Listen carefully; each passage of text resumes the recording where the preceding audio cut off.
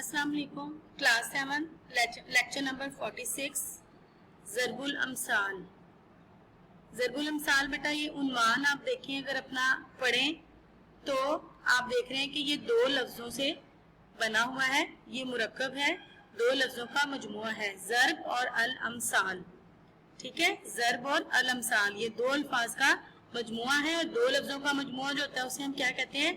मुरक्कब। यहाँ ज़रब के मानी है बयान करना, ज़रब के मानी क्या है? बयान करना। और अमसाल जो है ये मसल की जमा है। ठीक है, और मसल के मानी क्या होते हैं? मिसाल। ठीक है, मसल के मानी मिसाल। यूं ज़रबुल अमसाल के क्या मानी हुए? कि मिसालें बयान करना। ठीक है, मिसालें बयान करना, मगर ये मिसालें आम नहीं होती, खास होती हैं। यानी मिसाल के चंद अल्फाज में एक पूरी कहानी, एक पूरे किस्से या वाक़े का हवाला होता है। वो चंद अल्फाज सुनकर या पढ़कर सारा किस्सा जहन में आ जाता है। ज़रबुल अमसाल को उर्दू में कहावत भी कहते हैं। ठीक है, आपको उम्मीद है कि अपने टॉपिक यानी ज़रबुल अमसाल की समझ आ गई होगी कि ज़रबुल अमसाल कहते किसे हैं। यहाँ अब आपको कुछ ज़रबुल अमसाल दी गई हैं, आपने 6 क्लास में भी कुछ की होंगी और 7 की आपने फर्स्ट टर्म में भी कुछ की होंगी।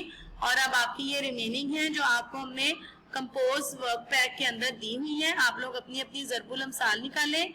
ज़रबुल अमसाल लिखने के बाद साथ उनके मानी भी आगे दे दिए गए हैं, वजाहत भी दे दी गई है, ताकि आपको उसकी अच्छे से समझ आ जाए कि इसका मतलब क्या है। ठीक है, और इसको हम अमसाल कहते हैं, इमसाल नहीं कहते।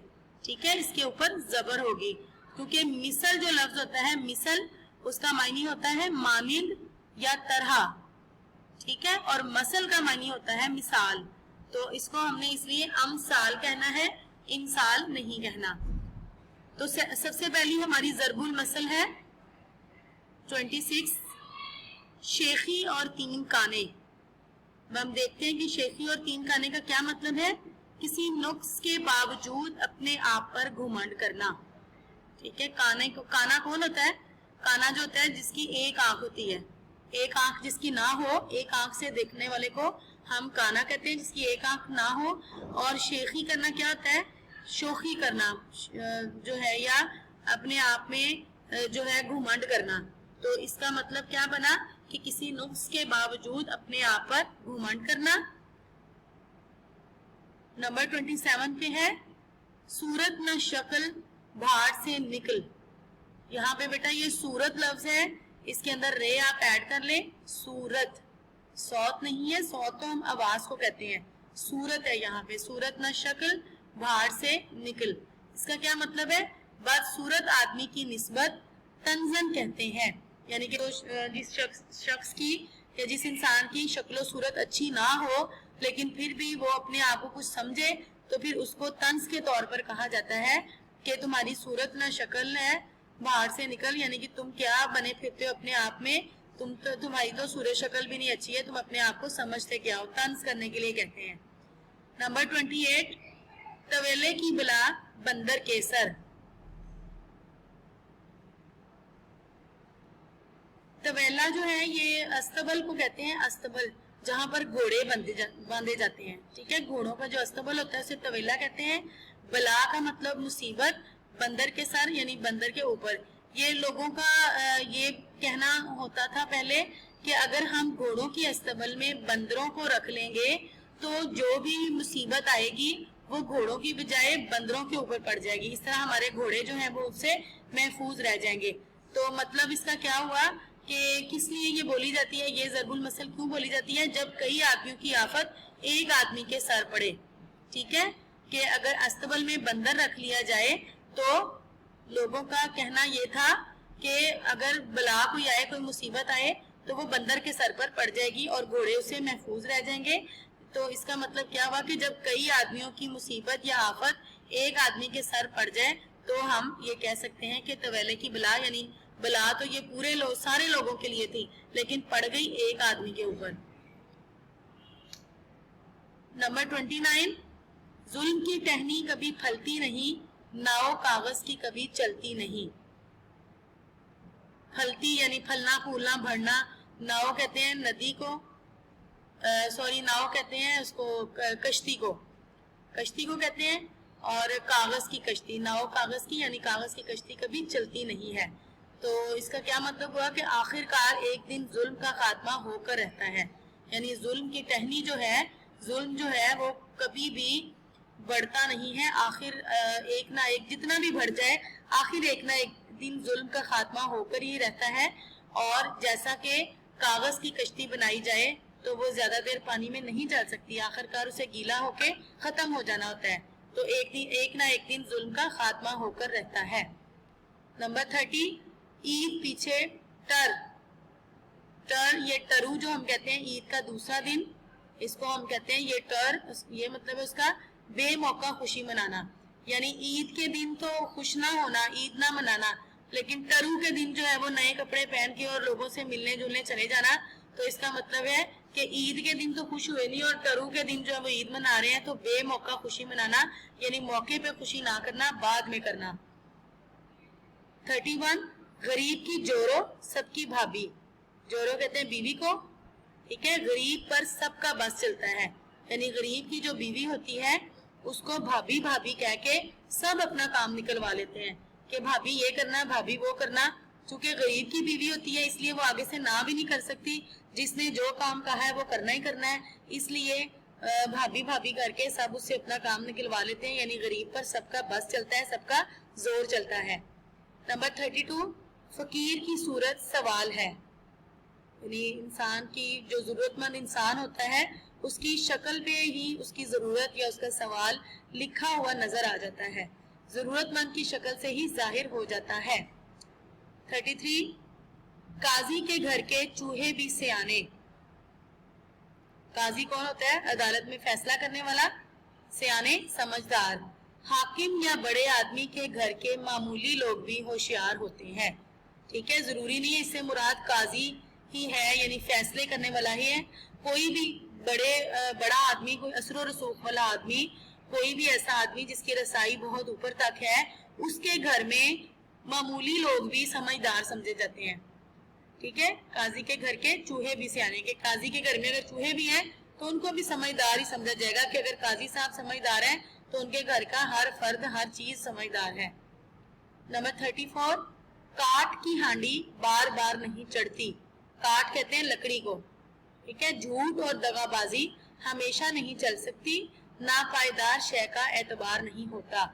ये दो मफहूम इसके लिखे हुए हैं कि झूठ और दगाबाजी यानी धोखाबाजी हमेशा नहीं चल सकती, और नापायदार यानी जो चीज पुख्ता नहीं होती है उसका कोई एतबार नहीं होता। अब आग के ऊपर अगर लकड़ी की बनी हुई हांडी रखेंगे, बार बार रखेंगे, तो जाहिर सी बात है वो हांडी भी जल जाएगी, ठीक है। तो ऐसी चीज जो नापायदार है उसका कोई एतबार नहीं होता, या ये कि झूठ और दगाबाजी जो है वो हमेशा नहीं चल सकती, उसका खात्मा होकर रहता है।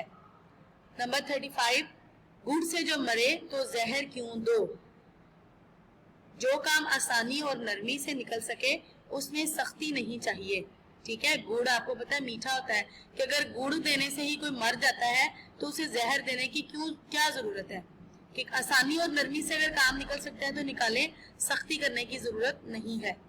नंबर 36, लाद दे लदा दे, लादने वाला साथ दे, लादना यानी लोड करना कोई चीज, ठीक है, लाद दे यानी लाद भी दे चीज को, लदा भी दे, और लादने वाला भी साथ दे दे, यानी हर तरह का बोझ दूसरे पर डालने वाला, कि अगर कोई आपको चीज दे रहा है तो आप उसे कहें कि ये चीज मेरे घर पहुंचा भी दो, ठीक है, इसको लोड भी करवा दो, चीज तो दी है किसी ने आपको, उसको लोड भी करवा दो, और जो लोड करने वाला बंदा है उसको भी साथ भेज दो ताकि घर जाके मेरे चीज भी मेरी उतार के मुझे दे दे।